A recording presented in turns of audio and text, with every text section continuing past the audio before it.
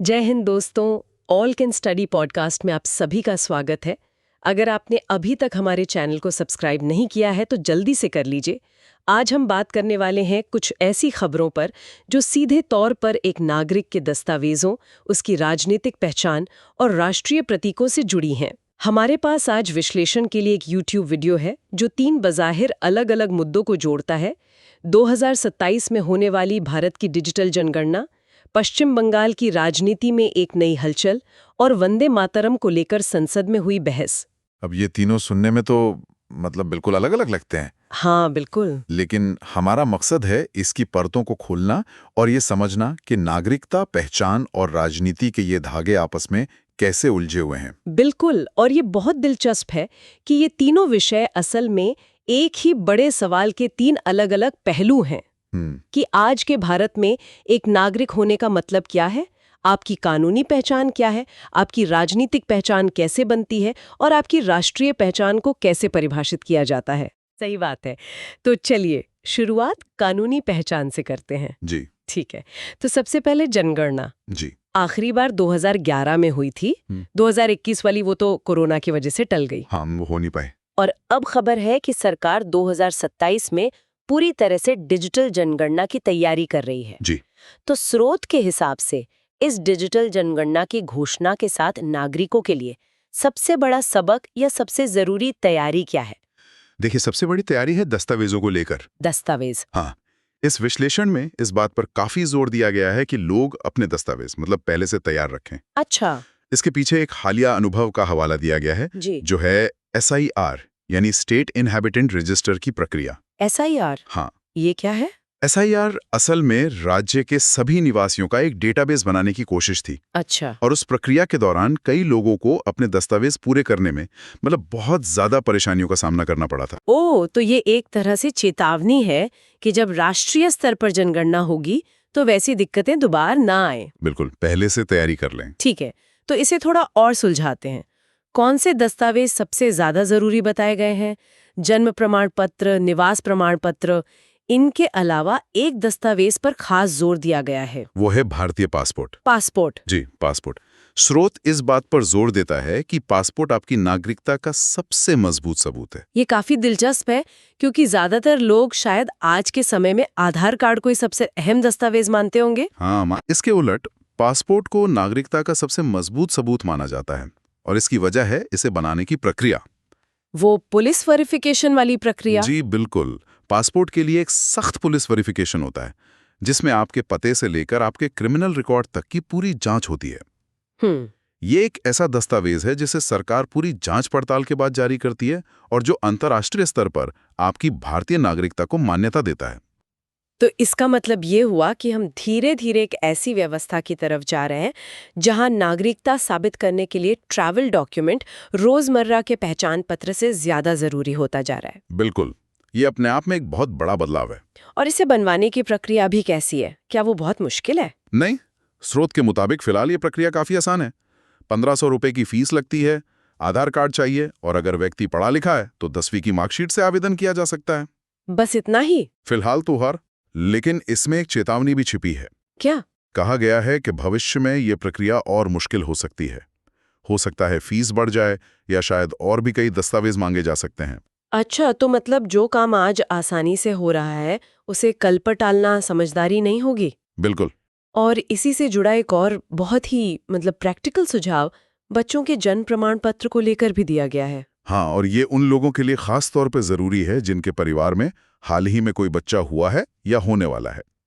स्रोत बताता है कि बच्चे के जन्म के 30 दिनों के अंदर जन्म प्रमाण पत्र बनवाना सबसे आसान होता है। 30 दिनों के अंदर? जी, उस समय ये मुफ्त होता है और सिर्फ माँ के आधार कार्ड से बन जाता है।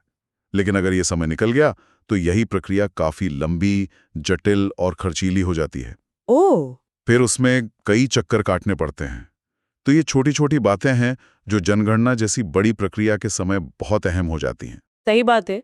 तो एक तरफ तो राज्य दस्तावेजों के जरिए नागरिक की कानूनी पहचान तय कर रहा है, जी, वहीं दूसरी तरफ स्रोत हमें पश्चिम बंगाल ले जाता है जहां सामुदायिक पहचान को लेकर एक बिल्कुल अलग राजनीतिक समीकरण बन रहा है।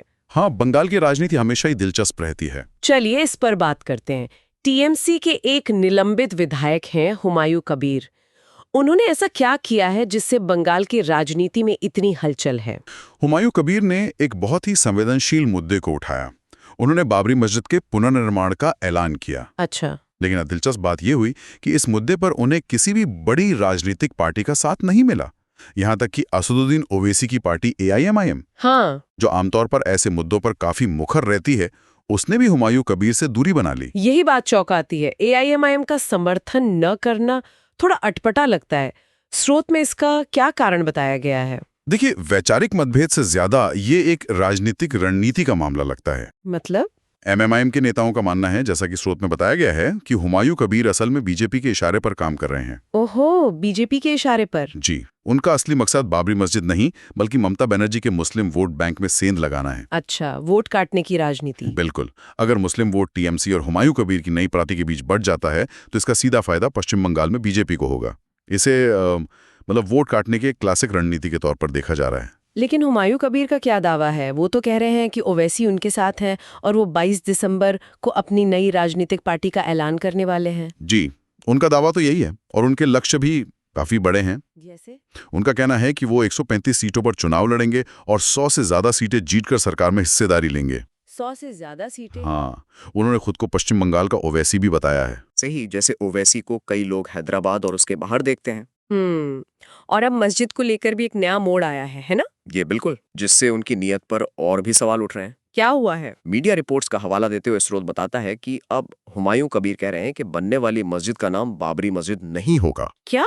तो फिर? लेकिन हाँ, उसमें बाबर के नाम पर एक दरवाजा जरूर बनाया जाएगा। अच्छा, तो ये तो एक तरह का यू टर्न हो गया। हाँ, और इसी यू टर्न से ये शक और भी गहरा हो गया है कि क्या ये पूरा मुद्दा सिर्फ अपनी नई राजनीतिक पार्टी के लॉन्च के लिए, एक माहौल बनाने के लिए उठाया गया था, और मुस्लिम समुदाय का ध्यान अपनी ओर खींचने के लिए? जी, ये सामुदायिक पहचान के राजनीतिक इस्तेमाल का एक क्लासिक उदाहरण है।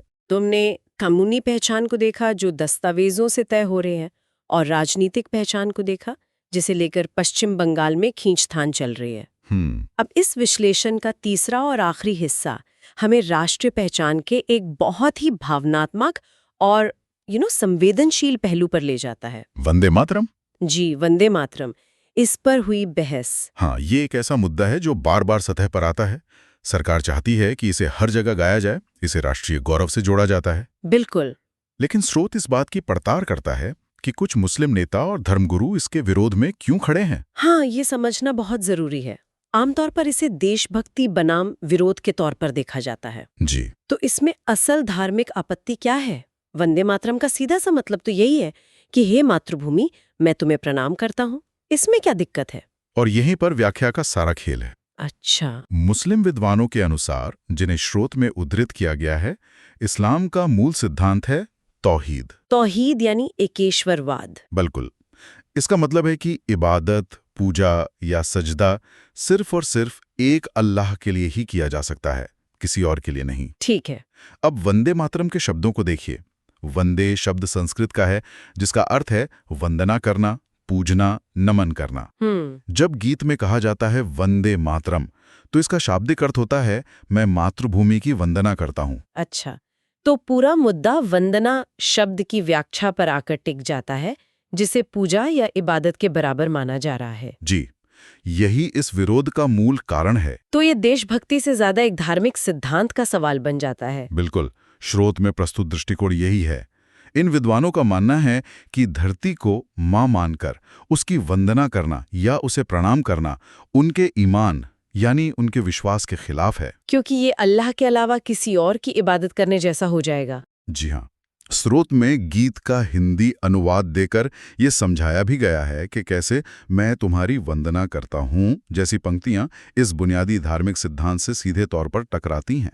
तो उनका विरोध गीत के खिलाफ उतना नहीं है जितना इसे अनिवार्य बनाने के खिलाफ है। सही पकड़ा आपने। उनका कहना है कि इसे उन पर थोपा ना जाए।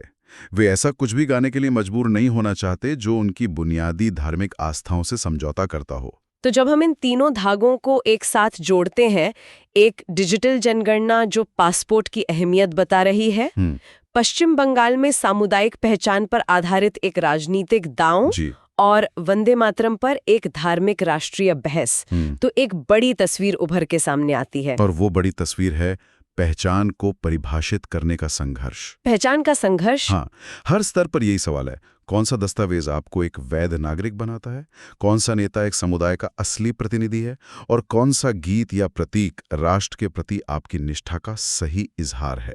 वाह, ये तो बहुत गहरी बात है। दस्तावेज हमारी कानूनी पहचान है, राजनीति हमारी सामूहिक पहचान को आवाज देती है, और राष्ट्रीय प्रतीक हमारी भावनात्मक पहचान को आकार देते हैं। और इन तीनों ही मामलों में, जैसा कि स्रोत बताता है, परिभाषा को लेकर एक खींचतान चल रही है। ये एक बहुत ही दिलचस्प नजरिया है। ये तीनों मुद्दे जो सतह पर बिल्कुल अलग दिखते हैं, वे असल में नागरिक, राज्य और पहचान के जटिल रिश्ते की ही कहानी कह रहे हैं। बिल्कुल। और हम श्रोताओं के लिए एक विचार छोड़ जाते हैं। स्रोत पासपोर्ट को नागरिकता के अंतिम प्रमाण के रूप में उजागर करता है। ये सोचने पर मजबूर करता है कि आज के डिजिटल युग में, जहां हमारी हर जानकारी, हमारा हर डेटा ऑनलाइन है, हम अभी भी किसी के अपने होने की पहचान के लिए 20वीं सदी की एक कागजी किताब पर क्यों निर्भर है? ये बहुत बड़ा सवाल है। राष्ट्रीय पहचान और उसके सबूत का भविष्य कैसा दिख सकता है? ऐसी ही जानकारी के लिए सब्सक्राइब कीजिए ऑल कैन स्टडी को। Thank you. चलिए नेक्स्ट वीडियो पे मिलते हैं।